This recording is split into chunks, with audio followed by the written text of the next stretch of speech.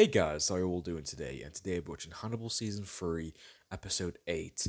And the last episode was a doozy. So, the character of Mason, it's finally over. He is finally dead. And to be honest with you, when I say finally, it's not really true. It's been a very quick run for this character. He was introduced near the end of Season 2 and he got killed off fairly quick. And the one to do it was Margot. And I'm happy because if Hannibal did it, yes, it would have been a nice reaction for me because hey, it's Hannibal doing it. But I feel like Margot was the perfect character to put an end to Mason once and for all after a whole season and a half of her being tortured by this guy, by her brother. And I didn't even notice, by the way, one of you guys commented and said to me that the actor who played Mason was replaced in season 3. And I'd even noticed the difference. I didn't even notice. Either that's me being very stupid or the show being very good at not making me notice. So fair play to them because it kind of reminds me of Game of Thrones when that actor, I forgot it was his name, Dario, he was replaced and it was so damn noticeable. It happened several times in sequels or TV shows, but in this it worked fairly well. And poor Will as well. Like Will had his Hannibal was trying to go inside Will's head literally with Jack there, and then he gets captured by Mason, and his face was about to get cut off. His face was about to get cut off, and how they shot that and this show, this show has a unique talent of making me just go crazy because I generally believed then he was gonna cut off Will's face. The way they shot that, Cordell, that slimy bastard, I actually thought he was gonna do it, and thank God for Hannibal. He was taking his sweet time, but he finally saved Will and took him back home, and it was so fitting that Mason was killed by Margot and Alana, and everything worked out perfectly. And by the end of it, for me, was the best scene of the episode, where Hannibal. I'll give Hannibal this: when it comes to physical pain, he handles it very well. For example, in the last episode, he went through a lot of pain physically by Cordell and Mason, and he took it on the chin. There was no sense of pain by him. It took it very well. But when it comes to emotional pain, and when Will said to him, I don't want to be. I don't want any part of you anymore. I have no interest. Pretty much. This is over. And the pain in Hannibal's face. It said 1,000 words, and he left, and he surrenders himself to the FBI and to Jack Crawford. And I love that exchange between him and Jack when he says to Jack, "You finally caught the Chesapeake Ripper," and he's like, "I haven't caught you. You surrendered." And he says to Will, he looks right at Will, and he says, "I want you to know where I am." And Will just walks right back inside the house, and that's his way of saying I don't care. So, you know, when I used to say that this show is like a prequel, I guess, to Hannibal getting captured, I was so fucking wrong. This what they do with Will and Hannibal is so unique and so fascinating. It kind of puts the movies to shame in terms of Edward Norton and Anthony Hopkins' version of their dynamic. And there is so much depth now in this show when it comes to their interactions. I can't wait to see how Will is gonna interact with Hannibal being at Baltimore State Hospital. How is Chilton gonna react as well? Because he gets what he wants, doesn't he? Think about it. In the beginning of the season, he was saying, he was implying he wants him at the Baltimore State Hospital. He doesn't want him to get fed to the pigs. Alana, Alana's with Margot as well. Technically, I want to see more of that as well for multiple reasons. And I want to see how she's interacting with Hannibal too, and Jack as well. There's a lot of interesting variables now when it comes to this episode, and I can't wait. I cannot wait. But the last two episodes are just fantastic, and that's why I did both in one flowing for action because I had to watch them back to back, and you guys told me so, and thank God I listened to you guys. But yeah. And if you guys are interested, you can watch Flying Free Actions on my Patreon, or you can watch Flying Free Actions to all the movies and TV show episodes to watch on Patreon. And without further ado, let's fucking do this, boys. It goes 3, 2, 1, go. That dude's yoked. I forgot the backstory to what's his name? Was it Francis something? Francis Dollhouse? Paul, Private Pile, Paul!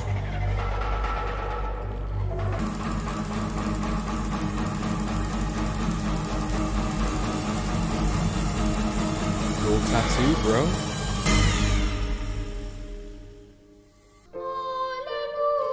Hannibal? This is not Baltimore State Hospital. It's Memory Palace. This is where he left that. Yeah, that what's his name? Anthony? Poor Anthony. There is no name for what this man is. According to Chilton. 3 years later. There's no consensus in the psychiatric community what I should be termed. You've long been regarded by your peers in psychiatry as something entirely other. For convenience, they term you a monster. What do you term me? I don't. You defy categorization. Do you still have Margot? She had the red lipstick still. This means you'll be spared the federal death sentence. The needle was guaranteed, but you beat it all on an insanity plea. Oh, of course he did. I'm not insane. I bet he represented himself, didn't he? You know that, and I know that. Enough people have died.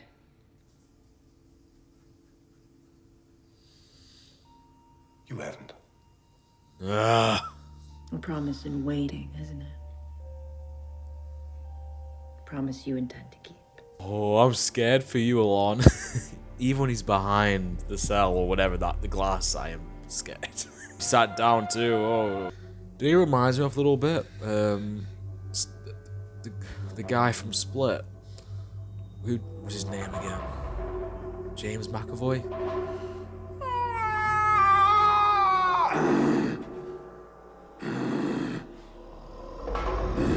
That's me every morning. The moon. The moon. Oh, blood. So he murders these families, doesn't he? I need to rewatch Red Dragon and Hamilton. Chocolate. Is that dark chocolate? Yes. Oh. Sanguinaccio dolce. You have served me this before. One of my favorite desserts. Oh, did he? Traditionally made with pig's blood, in this case a local cow. So what did he use instead? And when you last made it for me? The blood was from a cow, only in the derogatory sense. Fucking love Hannibal. You'll have to write another book. How many books has he am. done about Hannibal? But not about you. Like overused punctuation, the novelty of Hannibal Lecter has waned. What is the subject of your new book, Frederick? The Tooth Fairy. What do you think about the Tooth Fairy? I think he doesn't like being called a tooth fairy. It is not as snappy as Hannibal the Cannibal, but he does have a much wider demographic than you do. You These digs he's making at Hannibal. fancy kills whole families, and in their homes. Strikes at the very core of the American dream. You know, Hannibal's relationship with Chilton is very fascinating. It is similar, there is some similar aspects. I'm sure he has some disdain for him, but especially now. Get out of my chair, Frederick. You wrote a book of lies. Oh yeah, I can imagine. Hannibal will shoot them down. He's written a brilliant piece for the American Journal of Psychiatry. Everything he writes is about some problem he does not have. Well, what he's written is going to be your problem. The young Turk may inspire the old Lithuanian to keep himself interesting. Yeah, very good point.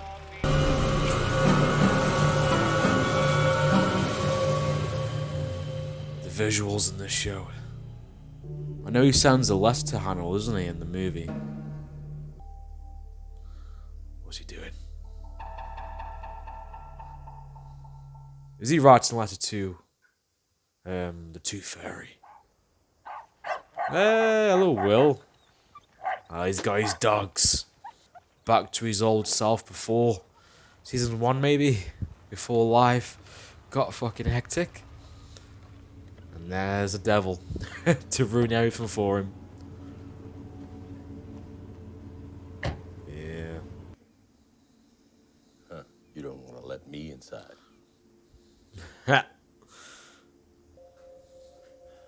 So you don't want to talk about it here? I don't want to talk about it anywhere. You've got to talk about it, so let's have it. Just, He knows what it's about already. just don't get out any pictures, because Molly and Walter will be back soon. So How much do you know? He has a family now. Killed the Leeds family in Buffalo night before last, a day short of a lunar month. With a little bit of luck, we might have a little more than 3 weeks before he does it again. There they are. You have a nice life here. Yeah, I'm lucky here. I know that. This is cool. See Will in this position. Good for him. I'm happy for him. So whatever he says he wants to do, you'll take him anyway, won't you? I have to. I promise I'll try to make it as easy on him as I can. Like last time. You want me to go? I'd have the satisfaction that you did the right thing. He kills families. I'll be different when I get back. Oh yes. I won't. But he looked happy. Once he thinks he's out, they pull him back in. God damn it, poor Will. But he knows he has to do it, doesn't he? He knows. But he didn't call. He didn't stay in touch with Jack. I thought, see, you can't say they're friends. They're not friends, aren't they? You know, when Jack said he was his friend, even when he said that in the second or first season, I was like, it's not. That's not friendship to me. I feel like you only need him when shit goes, you know. Obviously, he was there at the funeral, but they're not friends, really. Oh. Dear Will, we have all found a new life, but our old lives hover in the shadows. Soon enough, I fear Jack Crawford will come knocking. I would encourage you as a friend not to step back through the door he holds open. It's dark on the other side, and madness is waiting. You see? Hannibal even know. Yeah. I'm fearful of the consequences when it comes to Will and his family. Because now our family's involved. I find it kind of ironic that Hannibal says we've all something to the effect of got a new life, and yet he's writing letters to Will, part of his old life, I guess. Has Hannibal truly moved on? Ooh, that's a lot of blood. What?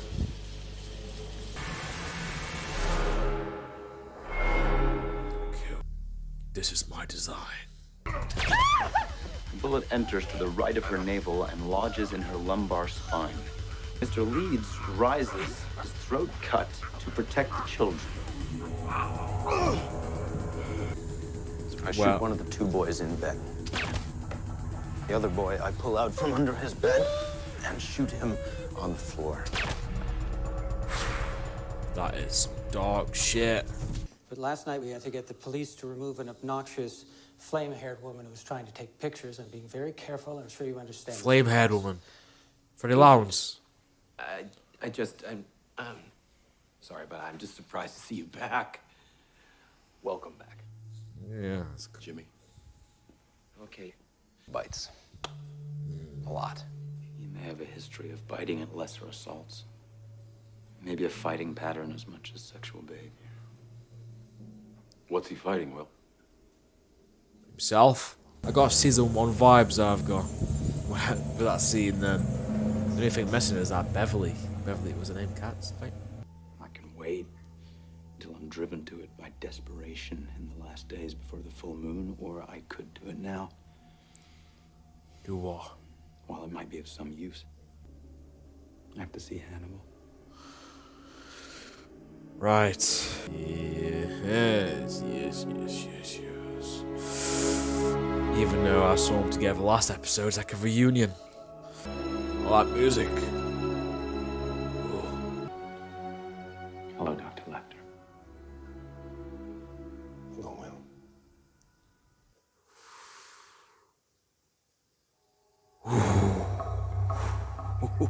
Will. They had to do that, didn't they? They had to tease the living shit out of us by just showing them saying hello to each other. Greetings. I bet their conversation is going to be fascinating. And I love how Will approached Jack with the subject. I have to do it. Either now or I'm just going to, by desperation, do an event. It's just, he knows he had to do it. And the letter that Hannibal sent, suggesting to him to not go down. I forgot what analogy he used, but if you go down this road, you might not like the consequences. It's dark there, down there, and it refers to the Tooth Fairy. And it kind of shows he has his best interest in mind for Will. He generally cares for what's going to happen to Will. He knows that Will's moved on as well, so. But Jack knows this, but he views it as something he has to do. And Will has that mindset too, I think. He's like 50-50 because obviously he's got a new life now and he knows more and more families are going to get killed off. And that's obviously is not right when he has this ability. But it's great to see their version of the Red Dragon and how this is going to shape, how this is going to take, what will be the differences. Because we have seen some scenes that they've took from the book or movie of Hannibal or even Hannibal Rising and them having their remix or version of it. So it'll be interesting to see what they do with Red Dragon, because especially with the scene when he sees Hannibal again after 3 years or ever since he was captured. Because in Red Dragon, I remember that scene with Anthony Hopkins and Edward Norton. It was very a lot of digs, a lot of tension, a lot of angry. Hannibal did not like Will very much. I feel like he admires him because he's gifted, obviously, but he has resentment towards him, I think, and he's um, is that the same atrocious aftershave you wore in Cart? And I don't think we'll have that dynamic in this show. We're going to have more of a friendship this time when they reunite. But it's going to be funny because that ending scene kind of reminded me of the season 1 finale where Hannibal's approaching Will behind Baltimore State Hospital cell. He's like, "Hello, Will. Hello, Dr. Lecter." But now it's the opposite, which is I'm sure that was done on purpose by the writers, and it's brilliant because I wonder how Will's going to take to this, and I can't wait to hear that conversation in the next episode. And the Lana as well. Lana, boy, she's had a big transformation. The way she is, like how she act, like I feel like she's changed a lot ever since the first season. It's like two different characters. Maybe I'm wrong. Maybe let me know what you guys think, but hopefully she's still with Margot. We didn't get any Margot, but because that's a couple I want to see, But we had more of the Red Dragon or the Tooth Fairy, and I don't remember much about him. I know I just don't. So this one of the good things about the show is it's gonna get me refreshed with his character. But I know he was abused. I know he's not mentally there, and there's a reason behind why he does all this. But I forgot the method behind his madness. And the guy who plays him is very similar to in terms of build to Ralph Fiennes. I think that's his name. The guy who plays Voldemort and the guy who plays the Tooth Fairy in Red Dragon. So, and he hates being called the Tooth Fairy, and he is an admirer of Hannibal, and I'm sure Hannibal is the opposite way to him. So, I know they're exchanging letters eventually if they are going to do that in this show. So, yeah, it's gonna be fascinating. I remember the movie that Hannibal sends the Tooth Fairy to Will's family. Will he do that in this show? I don't see that happening though, but I didn't see fucking Hannibal trying to get inside Will's head, literally, with some sword. I didn't see that coming either, so I don't know. You can't predict this show, okay? That's what I've learned. This show is so unpredictable, even though me always thinking there is a narrative to follow from the movies and the books, but this show is crazy, man, and the fact that Jack and Will weren't in contact, and Will kind of refused to get in contact with Jack during those 3 years because he said he didn't see much purpose he could offer because he doesn't want to be a part of that life. It kind of shows their friendship, you know. It's Will's friendship with Hannibal is much deeper, I think. Obviously, it's more of a maybe a relationship, to be honest, because that letter that Hannibal sent kind of showcases that hey, he has his best intentions for Will, even though he's done some questionable things. But Jack, he just sees him as a tool to get this guy, to get the Tooth Fairy. But you know, and Jack is back at the FBI. I thought he retired, but I guess they let him back. But when they were going over the body, I had some season one vibes too, and it's good to get back to the old roots of season one. Even though I was watching it 6 months ago, it feels like a long time ago. Oh, the good old times of me watching season one of my oh, oh good old times. But yeah, it's gonna be interesting to see the conversation next episode. I better get a good chunk of that next episode because obviously that this is what carries the show, Hannibal and Will, and I like the music that they use because that music was used when Anthony, that poor guy, who tried to kind of blackmail Hannibal early on this season, trying to represent his broken heart. I think that was I forgot what they were trying to do early on in the season. I think they played the same music then as they did before Hannibal and Will greeted each other then, and so yeah, and Chilton, making books off Hannibal, lying apparently, and Hannibal rebuting all the things Chilton stated in the book, and it it feels like no, it feels like it just feels normal just with Hannibal this time in Baltimore now. It's their hospital. He's still having these conversations with Alana, with Chilton, and it'd be funny to see him and Jack have a conversation. But yeah. I like Hannibal's new haircut too. He looks dapper, even with his um prison or Baltimore State Hospital outfit, fucking uniform. There we go. But yeah, that was my reaction to episode 8 of the third season. We are getting so close to the end of the show. It's kind of crazy, and you guys have told me there is no Clarice thing going on in this show, and I actually saw a trailer to a Clarice show, and I wasn't that impressed to be honest with you, but. That is a shame. It really is, but I don't think it would have been necessary. I don't know if it would have worked because, in a way, how Will feels towards, or how Hannibal feels towards Will is kind of like how Hannibal felt towards Clarice in the movies. I don't know, but let me know in the comments what you guys think. And if you want to follow for reactions, you can on my Patreon where you can watch following for reactions to all the movies, TV show episodes I watch on Patreon. And I'll see you guys next time and have a good day.